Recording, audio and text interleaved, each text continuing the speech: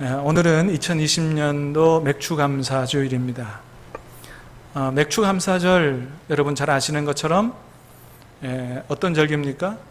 봄에 보리를 추수하고 나서 하나님 앞에 감사로 영광을 돌리는 절기가 바로 맥추감사주일이죠. 성경에 보면 하나님께서 이스라엘 백성에게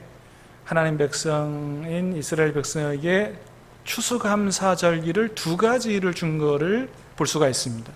하나는 맥추절이고 또 하나는 초막절이죠.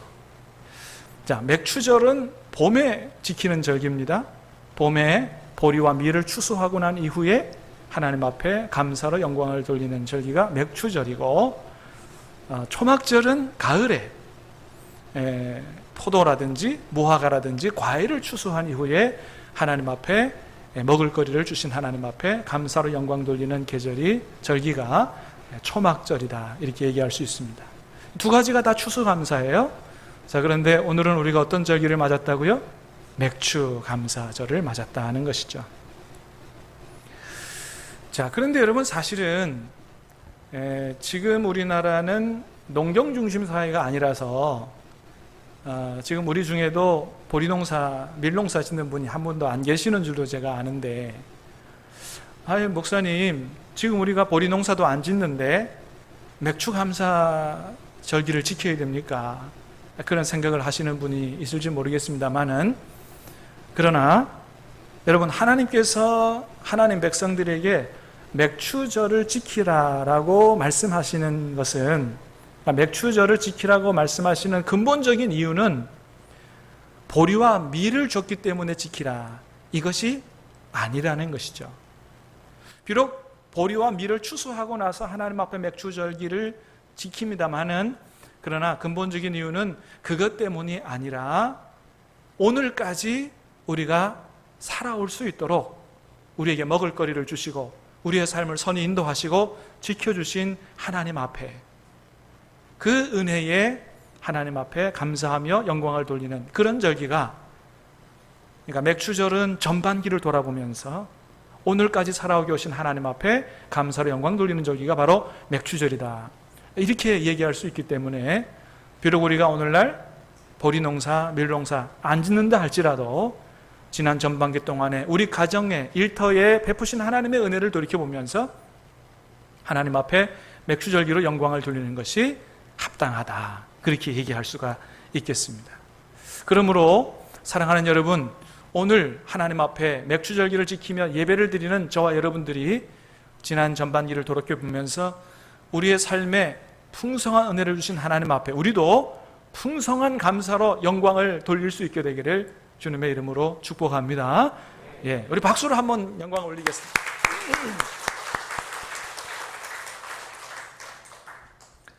자, 그런데 여러분, 제가 맥추절을 생각하다가 문득 그런 생각이 들었어요. 하나님 앞에 좀 죄송하다, 이런 마음이 생겼습니다. 왜 그런가 하면, 이건 그냥 제 기우였으면 좋겠습니다. 언제부터인가 우리의 맥추감사절 예배가 정말 하나님 앞에 드리는 진정한 감사는 결여되고 습관적으로 드리는 그런 예배가 되지 않았나, 그런 생각이 들더라는 것이죠. 여러분, 한 해의 전반기를 돌아보면서 하나님 앞에 우리가 정말로 진정한 감사로 하나님 앞에 예배를 드려야 되는 이런 맥추감사절 예배가 그냥 습관처럼 드려지는 그런 예배가 돼서야 되겠느냐, 마음은 없고 감사는 없고 형식만 남은 그런 예배가 돼서야 되겠느냐, 이 귀한 예배가 절대로 그렇게 돼서는 안 되기 때문에 우리는 오늘 말씀을 통해서 정말로 하나님께서 우리에게 어떤 맥추감사절 예배를 원하시는지를 우리가 말씀을 통해서 다시 잘 들어보도록 그렇게 하겠습니다. 사랑하는 여러분, 간절히 바라기는 오늘 말씀이 신명기에 기록된 말씀이 아니고 오늘도 살아계셔서 우리에게 말씀하시는 하나님의 음성으로 저와 여러분의 영혼에 들려줄 수 있게 되기를 예수님 이름으로 축복합니다. 자, 먼저 9절 10절을 같이 읽겠습니다. 9절 10절 시작. 7주를 셀지니 곡식에 낫을 대는 첫날부터 7주를 세어 내 하나님 여호와 앞에 칠칠절을 지키되 내 하나님 여호와께서 내게 복을 주신 대로 내 힘을 헤아려 자원하는 예물을 드리고. 아멘. 자, 맥추절 지키라고 말씀하시면서 제일 먼저 무슨 얘기를 하시냐 하면 7주를 세라 이렇게 말씀하세요. 7주를 세라. 그래서 칠칠절을 지키라 이런 말씀하십니다. 다시 말하면 칠칠절과 맥추절은 같은 절기입니다.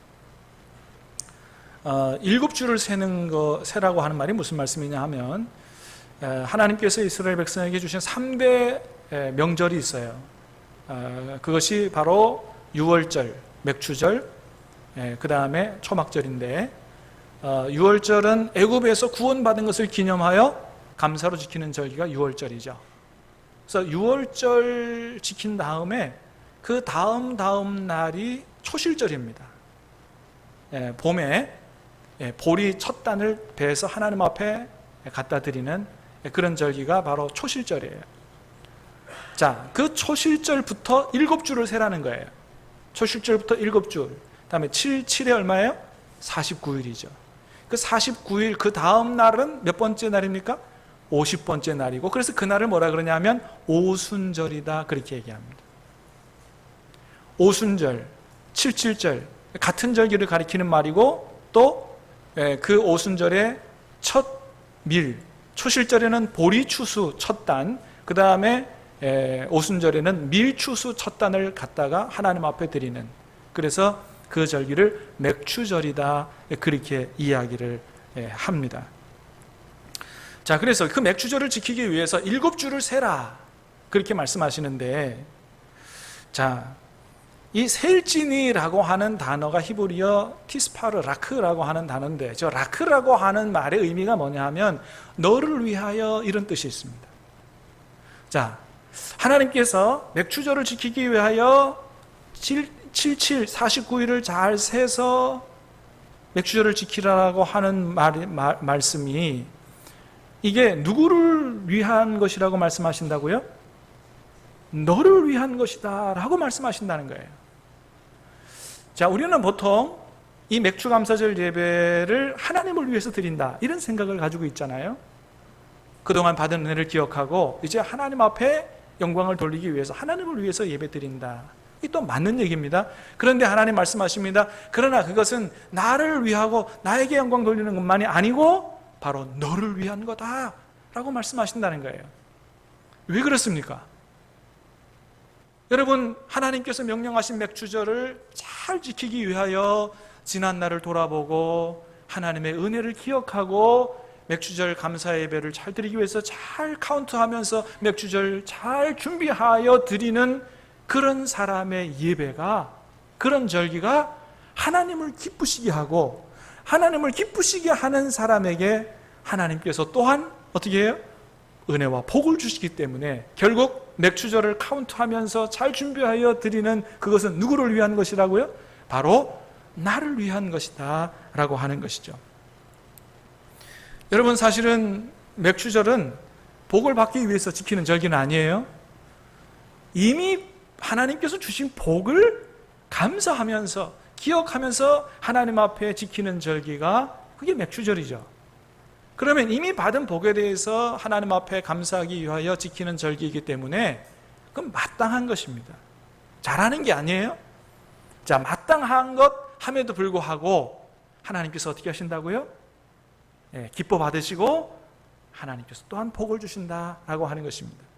사랑하는 여러분, 하나님께서 하라고 하시는 거, 그거 마땅한 거지만 그래도 순종하면 하나님이 복을 주실 줄로 믿습니다. 하나님이 은혜와 사랑이 풍성한 분이시기 때문에 하나님이 시키는 대로 마땅히 할 일을 잘해도 하나님이 복을 주신다는 거죠. 오늘 하나님 말씀하신 대로 지난 전반기를 돌아보면서 하나님의 은혜에 진심으로 하나님 앞에 감사함으로 맥추 감사절 예배를 드리는 저와 여러분들의 삶을, 또 남은 후반기 6개월을 하나님께서 선히 인도하시고 지켜주시고 복을 내려 주실 줄로 믿습니다. 그 하나님을 바라보고 사시기를 주님의 이름으로 축복합니다. 자, 그래서 하나님은 12절에서 이렇게 말씀하세요. 자, 12절 같이 읽습니다. 시작. 너는 애굽에서 종되었던 것을 기억하고 이 규례를 지켜 행할지라. 아멘. 자, 맥추감사절 예배를 드리는데 이걸 기억하라는 거예요. 네가 애굽에서 종되었던 걸 기억하고 그러면서 이 절기를 지키라 라고 하는 것입니다. 다시 바꾸어 말하면 오늘 너가 보리와 밀을 추수하고 이 풍성한 가운데서 감사로 영광 돌리는 거, 이거 거저된 것이 아님을 기억해라. 오늘 너가 누리는 이 모든 축복이 그저 당연한 것이라고 생각하지 마라 라고 말씀하시는 겁니다. 여러분, 원래 이스라엘 백성들은 어떤 사람들이었다고요? 애굽에서 종살이 하던 사람들이었다는 거예요. 그것도 여러분 하루 이틀 종살이 한 게 아니고요, 무려 430년 동안 자자손손 대대로 애굽의 노예로 살던 사람들이었습니다. 그런데 하나님께서 그들을 사랑하셔서 모세를 보내시고 하나님의 능력으로 이스라엘 군대를 물리치고 홍해바다를 가르시고 그들을 구원해 내셔서 그들에게 가나안 땅, 젖과 꿀이 흐르는 땅을 주시고 새초부터 새말까지 그들을 지켜 보호하시고 은혜를 주셨기 때문에 그들이 농사해서 그렇게 풍성한 하나님의 축복을 누리게 됐다라고 하는 것이죠. 네가 오늘 누리게 된 이 축복이 당연하게 저절로 얻어진 것이 아님을 기억해라. 네가 애굽에서 종살이 했던 사람이었던 것을 기억해라. 오늘날 누리는 모든 축복이 하나님의 은혜의 결과였다라고 하는 사실입니다. 여러분, 우리는 어떻습니까? 우리나라를 가만 보면 이스라엘과 비슷한 게 너무 많아요. 우리나라도 430년은 아닐지라도 일제에게 36년 동안 지배를 받은 적이 있죠. 그때 우리나라는 모든 걸 다 빼앗겼습니다. 말도 빼앗기고 이름도 뺏기고 애써 농사지은 모든 곡식도 뺏기고 토지도 뺏기고 노동력도 뺏기고 다 빼앗겼습니다. 정말 종처럼 일제의 지배를 받으면서 살았습니다. 일본이 1차 대전, 세계대전 중에 일본의 농촌 인구가 줄어드니까 먹을 쌀이 부족했습니다. 그래서 그들이 어떤 계획을 세웠냐면 우리나라에서 쌀을 뺏어갈 계획을 세웠습니다. 그게 바로 산미증산 계획입니다. 상미증식 계획이에요. 그렇게 해서 뺏어간 쌀이 얼마냐 하면 한 해 500만 석씩 뺏어갔다 그래요. 가마니로 계산하면 한 800만, 900만 가마니 정도 된다 그럽니다. 여러분 생각해 보세요. 그림에 있는 것처럼 한 해 800만 가마니, 900만 가마니 그렇게 뺏어가니 여러분 우리 선조들이 뭘 먹고 살았겠어요?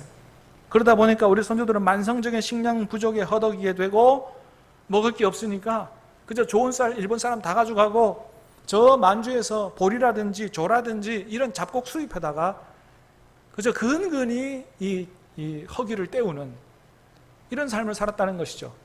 그나마 춘공기 때 먹을 것이 바닥나서 촉은 목피로 그저 죽 끓여서 그렇게 연명하는 이런 비참한 삶을 살았다는 것입니다. 그렇게 살던 때가 100년도 안 됐다는 거예요. 그렇게 일제에 의해서 비참하게 짓밟히며 살다가 하나님 은혜로 광복을 맞았는데 그 기쁨도 잠시 얼마 지나지 않아서 6.25 전쟁이 터졌습니다. 같은 민족끼리 서로 죽고 죽이는 이런 민족 상잔의 비극으로 인해서 450만 명이나 죽게 되고 남한에 있는 이 산업시설이 43%, 거의 절반이 다 파괴되고 주택도 33%나 파괴돼서 거의 잿더미가 다 됐다는 것이죠. 우리 어르신들은 6.25를 겪으셨으니까 너무 잘 아실 겁니다. 여러분 1960년도 초만 해도 우리나라가 전 세계에서 꼴찌에서 두 번째로 못 살았다 그러잖아요. 제일 못 사는 나라는 인도, 그 다음에 우리나라. 그 당시 우리나라 1인당 국민 총생산이 100달러였다 그럽니다. 100달러. 100달러면 얼마나 됩니까? 한 12, 3만 원 정도? 되지요. 우리나라 사람들이 한 해 동안 열심히 일해가지고 번 돈이 한 사람당 12, 3만 원 밖에 안 된다는 거예요. 지금은 몇 달러입니까? 지금은 3만 달러가 넘습니다. 300배나 성장한 거죠. 40년, 50년 안에 어마어마하게 성장을 한 것입니다. 세계 역사 이래 이런 나라가 없다는 것이죠.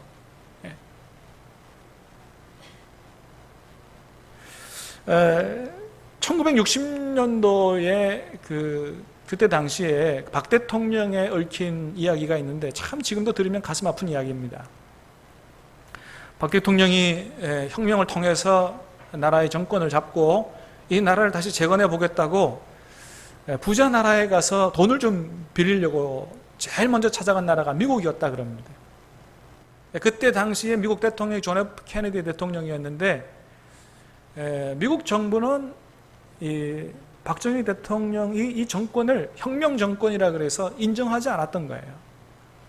그래서 도와주기는 그냥 원조도 끊고 케네디 대통령은 한 번도 안 만나줬다 그래요.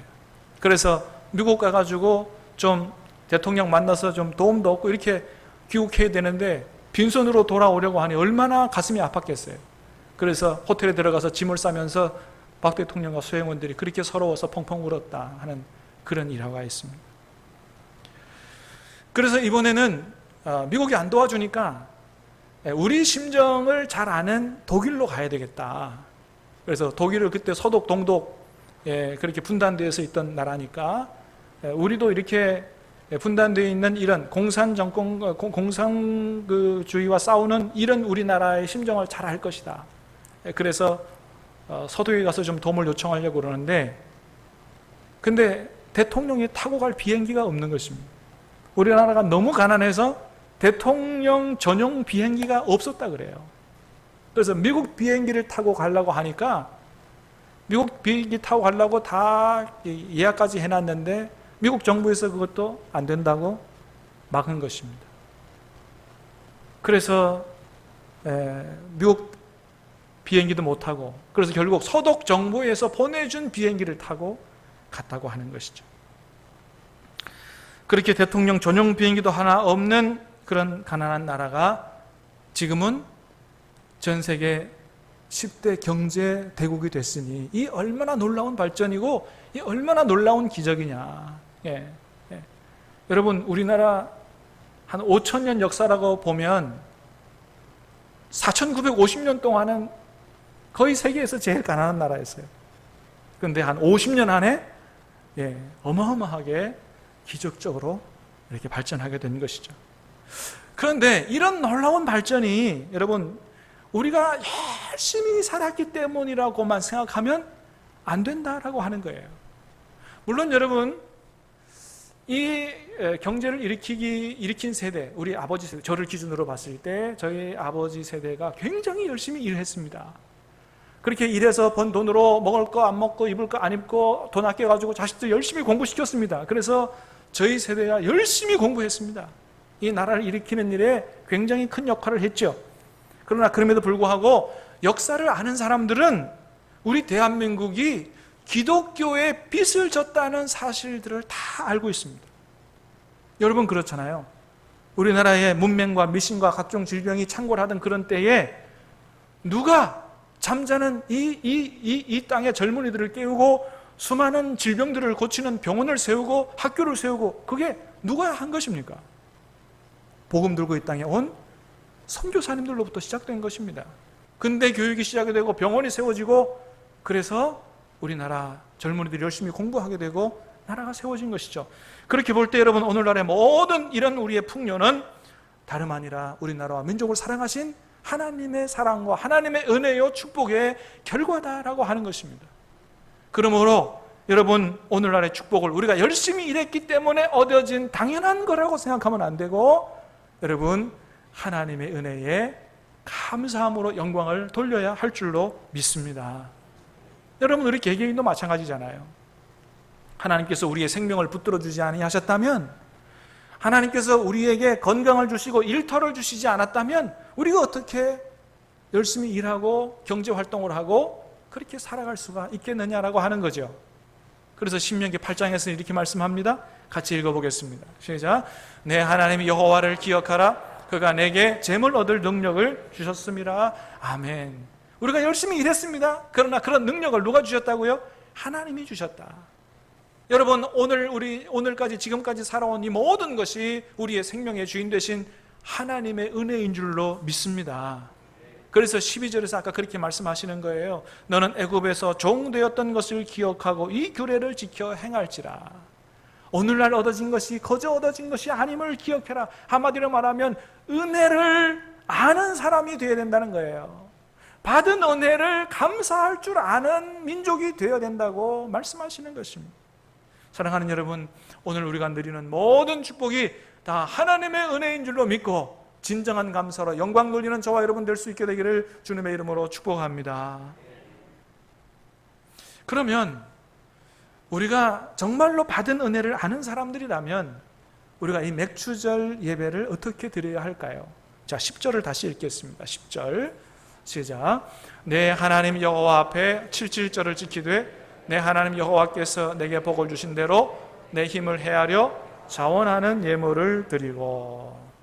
자, 자원하는 예물을 드리고. 저 예물이라고 하는 단어가 히브리어 미사트라고 하는 단어인데 본래의 뜻은 넉넉함 이런 뜻입니다. 자, 예물을 어떻게 드리라고요? 아까워하지 말고 넉넉하게 드리라. 그리고 자원하는 마음으로 드리라고 그랬어요. 여러분, 왜 하나님이 맥추감사절 예물을 정해주지 않고 자원함으로 드리라고 그랬을까요? 하나님이 원하시는 게 뭐예요? 내가 너에게 베푼 은혜들을 기억하고 정말로 진정으로 감사하는 마음으로 드리라고 하는 거예요. 진짜 은혜를 깨닫고 정말 감사하는 마음으로 예물을 준비해서 넉넉하게 드리라. 네가 받은 복을 세어보면 하나님께서 풍성한 복을 주신 줄 알 거다. 그걸 깨달아 알면 정말로 인색하지 말고 풍성한 감사로 영광을 돌리라. 내 힘에 닿는 대로 뭐예요? 힘을 헤아려는 힘에 닿는 대로예요. 힘을 헤아려가 좀 넉넉하면 많이 드리고 적으면 적게 드리고 뭐 그런 의미라기보다는 하여튼 많으나 적으나 너 힘이 닿는 대로 드리라. 같은 뜻입니다. 예물 자원하는 내 힘을 헤아려. 그렇습니다. 그래서 우리가 받은 은혜는 생각하지 않고 그저 물질 아까워하는 인색하는 마음으로 드리면 하나님 기뻐하시지 않는다. 고린도후서에서 그렇게 얘기하십니다. 자, 읽어보겠습니다. 시작. 이것이 곧 적게 심는 자는 적게 거두고 많이 심는 자는 많이 거둔다 하는 말이로다. 각각 그 마음에 정한 대로 할 것이요 인색함으로나 억지로 하지 말지니 하나님은 즐겨내는 자를 사랑하시느니라. 하나님이 능히 모든 은혜를 너희에게 넘치게 하시나니 이는 너희로 모든 일에 항상 모든 것이 넉넉하여 모든 착한 일을 넘치게 하려 하심이라. 아멘. 하나님은 어떤 자를 사랑하신다고요?